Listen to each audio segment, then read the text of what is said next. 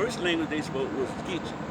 Geechee was made up of English, primarily the lower class Englishmen from Britain, and it was made up of the Native American and African dialect and Arabic. Those are they put together this language, and this language now is in Harvard. They teach it in Harvard. Right? Because Clarence Thomas speaks Geechee, and Jim Brown speak it also. That's right. See, so the language really exists. So that's part of our culture. Because culture's easy to exist without language. Yeah. See, so we know we got a language. Number two, we know that our people call themselves African Americans, and they call themselves African Americans as early as 1783, at the time of the Revolutionary War. That's when they won that right. They joined with the Patriots to fight against Great Britain, and they won their freedom. And there's a pamphlet out called the sermon of the capture of General Cornwallis, and it's by an African American, African American preacher. And the way he was talking, he signed it as an African American. That's the first time we saw that word was used in the history by our people. And he said, on page 11 of that particular pamphlet, he said, my fellow man, I'm going to talk a bit about complexion. He said, you are like me, we all of African descent. That's another, we know that he was talking to African American people. And he told them we should side we should side with the Patriots, because this idea that they're bringing in is a new idea. The King of Great Britain didn't do anything for us these 200 years, but the Patriots, they bringing in another philosophy, because they brought in the Declaration of Independence. That was a powerful document, so our people was gravitating toward that. See, so when they fought and won that war, that's when our people start calling themselves African American. Europeans call themselves European American. And Native American call themselves Native American. See, that's when that term really came in. Our identity is African American. Our foreparents did that. We have to respect our foreparents. You hear a lot of people talking about history and foreparents and ancestors. We should respect that. Our foreparents won the right to be called Americans. We won it against Great Britain. That's what we were fighting. And we won that right, and they call themselves of African descent. So they say they were African American. So our identity is African American. And we're not black. They didn't call themselves black. That's the terminology that we took out to compete against white. Yeah. In other words, he can call himself white man, we just as good, so we call ourselves black man. Now, that's a competing kind of thing, and both of them are wrong. Sure. May I suggest, may I share something of my personal experience, where I feel very comfortable with calling myself African American. One, because of the proof that my ancestors used that name prior to. Because I'm the kind of person, being the granddaughter of the Honorable Elijah Muhammad, I don't want something that they gave me. Right. So because it was proven to me in this document that we named ourselves that makes me feel more comfortable.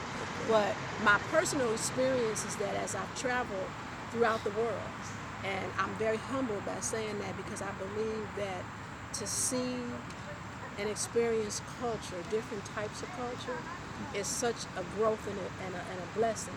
You know, God says in our holy book, the Quran, that He made us different, not to despise each other, but that we can get to know each other. Mm-hmm. And you can't get to know somebody without interacting and engaging. And I'll quote our prophet, prayers and peace be upon him, Mohammed, 1400 years ago. He said, you get to know someone best through travel, through work, and through living. So I've seen so many cultures, and I have never heard anybody refer to themselves as white or black. Only here lately, you hear young people throughout the world call themselves black. And it's a political thing, because black is, is just in power right now. Yeah, sure. But they will say, I'm Nigerian, I'm Italian, I'm Polish. And I feel, because of both of my leaders and personal parents, my grandfather and my father, I feel I'm gonna come to the table ready. Yes. So I'm not gonna come to the table and say I'm black, and everybody else talking about their worth, because they're referring to their country, and they're not. Place of origin. Yep. They're not referring to this place of origin just because it's some land. Sure. They referring to this place of origin because of the wealth and the history and the knowledge and the assets and whatever. So I am proud to say, I can't say I'm going back home. I can't say that I'm gonna save my money here and send it to my people. My people are from America. And we died, and this is our country, and this country was built on our backs. So this is where I'm claiming, you know, and so I feel very comfortable, and I feel very prepared when I'm in a world citizen space to say I'm African American and not just to say I'm black. Well, you know, Sister Laila, you know, a name, you know, you call yourself, you know, Muhammad Ali, greatest champion of all time. I believe. I have no problem calling him the greatest because I've got energy from that. His name used to be Cassius Clay. Nigeria just got that name, you know, in the early 1900s or whatever it was. So now they call themselves Nigeria. But I think that your father had the whole thing right when he said, mine. If we all could get past all that, you see, and not look at family history or mother was this or daddy was this, and really use this thing that God given us, that we can rise above. Yeah. But we in a society, we in like that 10 speed, it's got many different years. I go back to 1975 when I learned how to fix the 10 speed. I always had a fixed bike that had one sprocket in the back and one in the front. But when I was able to learn how to put that, to work with that 10 speed, which had gears, but a loose chain. The chain wasn't tight, you know, but it was loose, but it worked just as much as a fixed gear bike with a chain where you pull one tire, your friend pull one tire, you pull the other, he tightened it up. So, you know, at some point in society, you know, you got to be cautious. You know, you want to be free, you know, free thinker and things of that nature, but you may come across turbulence. You may come across people that say, no, you're black and I'm this, or you're this and I'm that. And people are challenged, not on the mind, but just on the contents of, you know, I mean, on the color of your skin. They challenge, you know, you got a big challenge and things of that nature. I'm more freer today because of places like Home Depot, because of eBay and Amazon, because I could buy tools today that years ago when I would try to go buy the tool and had the money, and you know the person didn't want to sell it to me. You understand what I mean? You know, so at some point, you know, I say I'm Black American because you know my father was black, my mother was black. I guess it's like me saying black is like me saying I'm Democrat. That's the party I chose. I don't know the party I chose. But see, the only thing one of the things that we have to look at is origin. Yes. Place of origin. Yeah. My parents go back in time too, but the place of origin, and my parents, I doubt if they knew about what we just discussed and what happened in 1783. Okay. The Africans called themselves African American after winning the war against Great Britain when they became independent. I doubt if they had that information. Right. Because that's only that particular information you can find now if you dig for it. Yeah. You see, a lot of the information I had to dig for, and others have to dig for. But the thing is that now that we have that information, we have to start putting ourselves back together. Yes. Because the way the European American put us together was not for us to succeed as a people. That's right. Individually, we succeed. Individual can go in any country in the world. If he stay within the laws, he can be successful as an individual. But as a community, you have to come with your culture.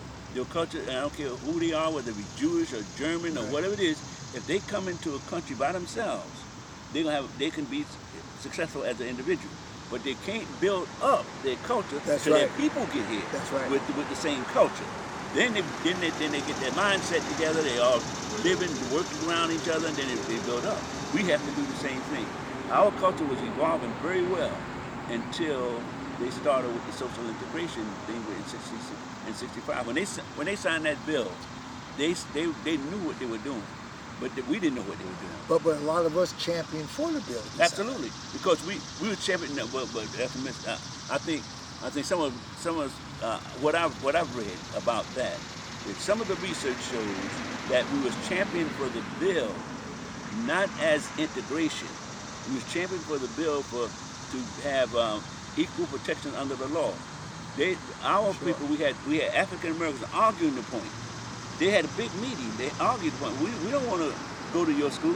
We built up our own school. You only gave us half the money, but we built up our schools now. We had elementary schools, we had colleges, we had all those things. Point where you come from. See, Yes. so they didn't want to really get with them anymore because they had everything they needed. So, but they said, but the one particular guy, I think it was not Parker, I forget his name, but his name will come to me in a minute. But he was the one who was really pushing social integration in our group, for African Americans. But when Malcolm X was there at the meeting, the others at the meeting, they weren't about social integration.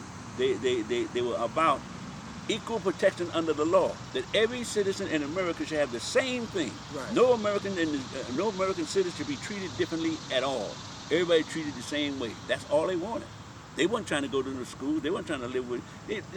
You spoke about millionaires. See, our people during that time, there was African Americans had homes and everything else. We had contracting companies, all those kinds of things. We wasn't really looking to integrate with the European, but they sold that rhetoric to our people, and our people who didn't know any better bought into it. Oh yeah, we want to, because the way they sell it to us. See, a salesman could really, you know how salesmen work. They sell you something you don't need.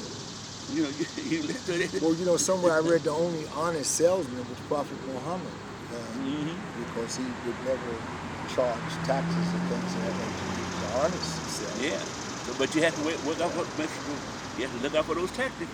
Yeah. And the tactics that the European use, the same tactics that any salesman like Prophet Muhammad or anyone else would use when they're trying to convince the people of what they want them to know, what they want them to do. See, so we went through that. We're at the point you brought up a minute ago about that how they had to land on the moon, and how that had to take place. So we at that point. We at the point where we have to make the decision. So we kind of like, I guess, kind of like stuck in space a little bit. Now, again, I guess I go back to that Apollo 13 and I ask, who or what is going to be our lunar model? What's going to push us back into the right gears? You got the other book too, right? This in there on page, there's a part in here that talks about what Imam Muhammad, you brought up Imam Muhammad's, what he said on page,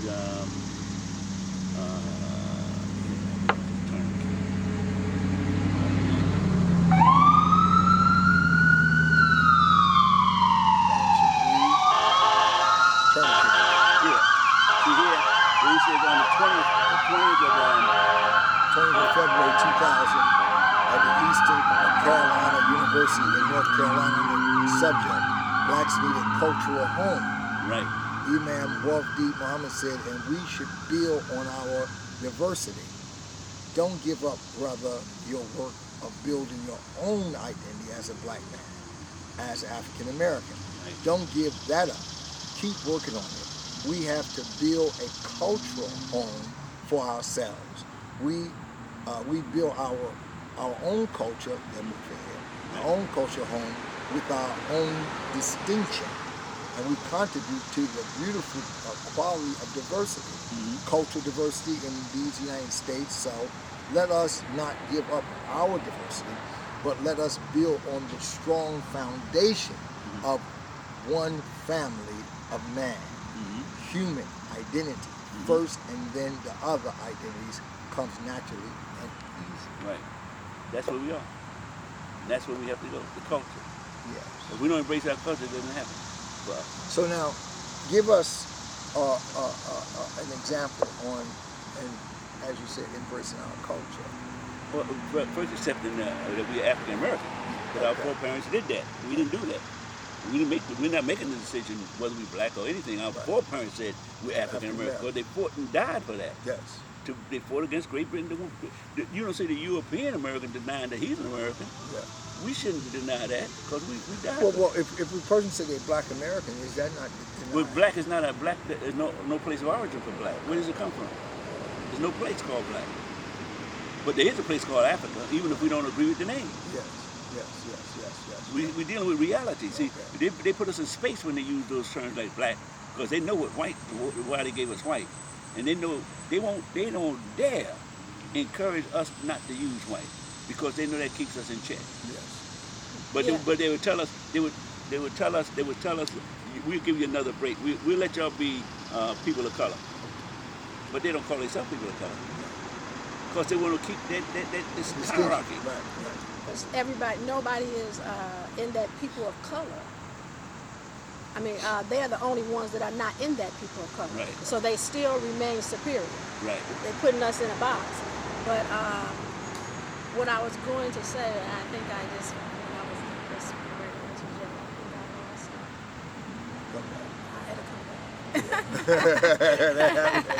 But that's where we are now. We have to start embracing our culture. That's why the Imam put that so strong out there. I know what I was going to say. Then let me say this right here. How do we embrace, and I guess this is a $35 million question that everybody needs, that's black and African American. How do we embrace our culture as African American, but without giving out the 90% of our energy to what we call the space or the place called Africa? We're not giving anything to that. We're not giving anything. We're born here in America. Right. I mean, because we are descendants of Africa, that don't mean we're giving it to Africa. We're descendants from Africa. Everybody's descended from somewhere. Right. We're descendants from Africa, but we've made our freedom here in America. Right. This is where we became American. So as a descendant, we're African, but as an entity, we're American.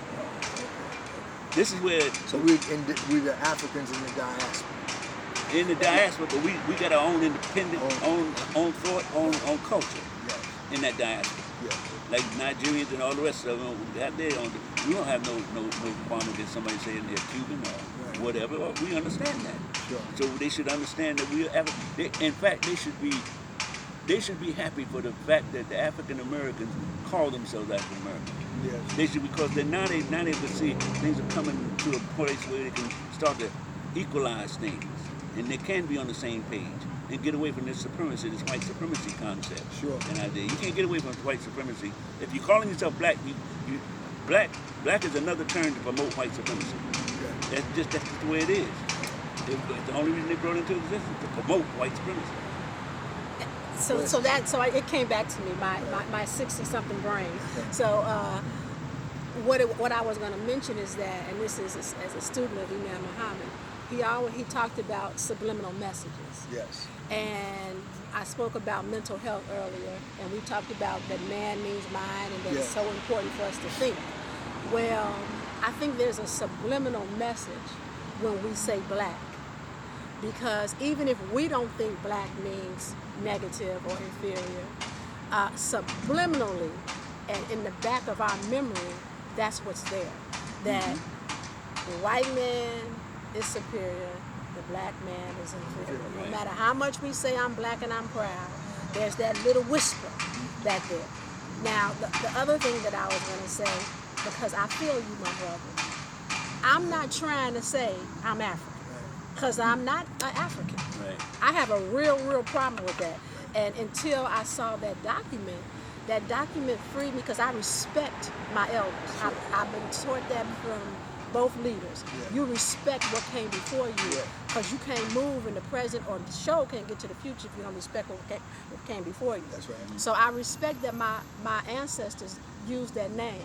But I'm also, like Imam Muhammad, I'm his daughter, and his whole reason for telling us not to say yes sir is because he wanted us to think about on our own. I specifically remember a few months before he transitioned, we were talking in his house, and he kind of fussed at me and said, look, I want to know what you think. And so I'm a thinker. Yes. So I don't embrace the African part of African American just because my ancestors gave it to us. I also embrace it because, now this is just strictly Laila. History and scientists, or I should say archaeologists, well that's scientists, has proven what we already knew from the Honorable Elijah Muhammad talking about the travelers who survived. That's right. But history has proven, and the architecture or the scientist that was in the forefront of it, he named the lady Lucy after his daughter. And they say Lucy was the mother of humanity. Yes. And Lucy was found in Africa. That's right. So I feel real good about connecting myself with the mother of humanity. Yes. Yes. Now that's just Laila. Yes. So I totally embrace the African part of African American because of my ancestors' choice and because of science and my motherhood, my feminine, that mother of civilization. Yes. That sounds like what I was taught at the University of Islam. That's right. So I feel good about it. And I know for a fact that we died and bled here. And so I'm going to embrace America. So that's just my personal take. I used to have a Muslim friend. He said, we be talking, he said, well, you know, I'm a kingmaker of the planet Earth, God of the universe.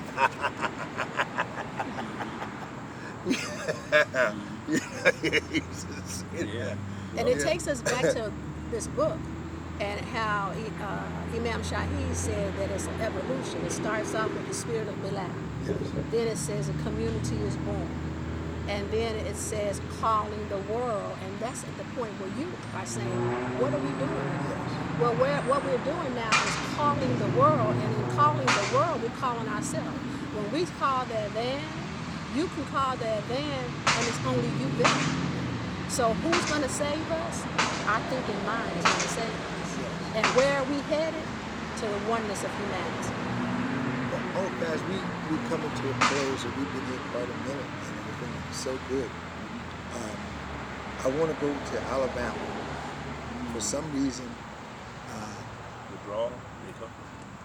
yes, but for some reason, it seemed like our independence or our strike toward freedom come from Alabama. When you look at the Edwards Pettus Bridge, from that day, that people go back every year and celebrate. And now we go to the dock in Alabama, where the young man was being beat. And normally people would have just stood there and let that happen, and they would have killed that man. But is that part evolution? How all the black people, even the women, jumped in to help him? Is that part of our evolution now? Is that part of our? I think it says what I just said, that we're at the point where we're not looking for somebody else to save us. Right. We're Okay. saving ourselves. So that was to save ourselves. That's what I say. Yeah. Now, do I promote violence and picking up chairs? But no. But I course. do promote saving yourself. Check yourself. You know, that brings to mind a talk Malcolm actually had in an interview. And you know the mayor of that town is African American, and the chief of police is African American. Oh wow. Okay. See, that's a evolution in itself. Without a doubt. A lot of people don't think that, but that's sure is.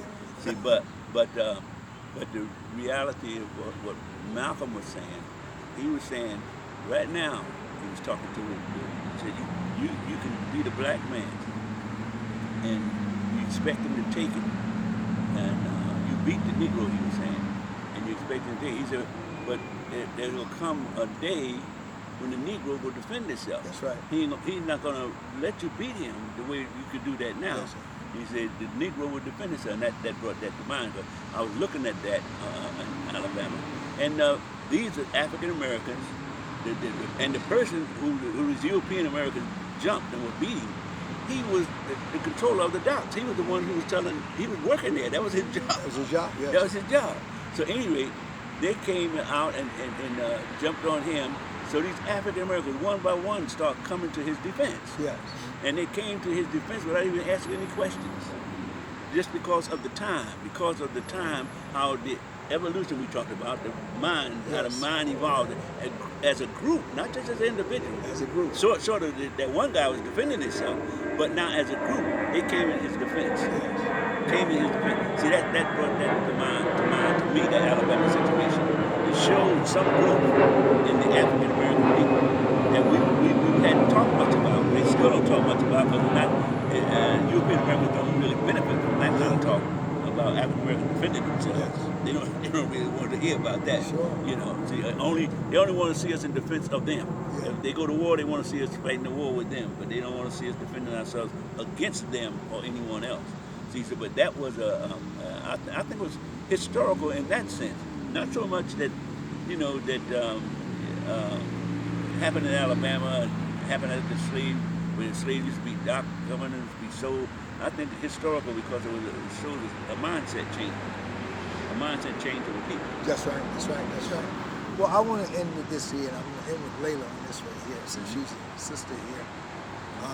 And I think we talked about this on the phone later also. We've seen the community born, and we're human, and we look back toward childhood a lot of times. I often go back to when I was 12, 13 years old. What is it like, Laila, you being a granddaughter of Sister Clyde Mohammed and the granddaughter of Elijah Muhammad and the daughter of IMAM W.D. Muhammad? So you've seen the ranks, you've seen sisters dressed in the longs, many of them, brothers with uniforms. What come over your heart when sometimes, even though we have a community transform, but some still went back. They went back to the uniforms. They went back to the FOI uniform. What comes to your heart when you see young kids drilling and things of that nature and have the FOI uniform and know that that's the work of your grandfather and grandmother? Is there some pride there? Is there a sense of, my daddy, my granddaddy, that's their work, you understand what I mean? Yeah, well, definitely there is a pride. Yeah. There's an encouragement, because if one of my family members who's a very successful business person and a business mind, my uncle Herbert Muhammad, the manager of Muhammad Ali, he always told us, if you see it, then you can do it. And so there's an encouragement when I see what was done, and I appreciate and I'm humbled, and I thank you personally for mentioning that this is my family legacy. Yeah, your family legacy. My father emphasized to me in one of our last conversations that when I talk about my grandparents and him in the community, remind people that the Honorable Elijah Muhammad did not accept Islam alone, that he came with his family. His whole family, yes. So I do take a pride, but I take more than a pride, a responsibility to continue to be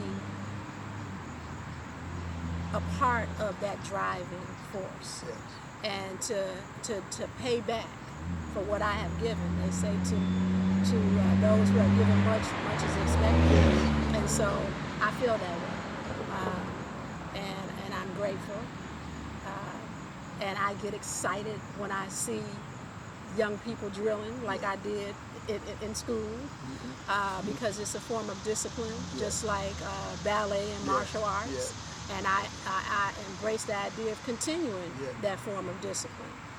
When I see people in the MGT and the FOI uniforms, I get the same feeling that I get when I see the Bilalian on the designer, IMAM SHAHID, and on other brothers that wear the Bilalian.